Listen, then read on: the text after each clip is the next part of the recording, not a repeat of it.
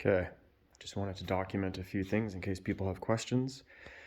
I am putting the steel front diff in two-door right now, and a few of the items I needed to find to make this work, because I wanted a front locker, was a rear Samurai carrier that bolts together, and then got the 513s put in there.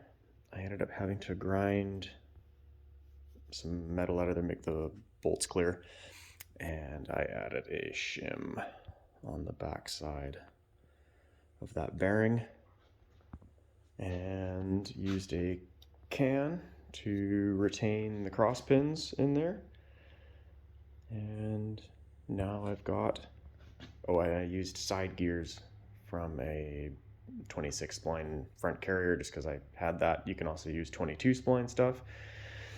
And yeah, those are the items that I needed to source and find to get it all together to get that guy put in there.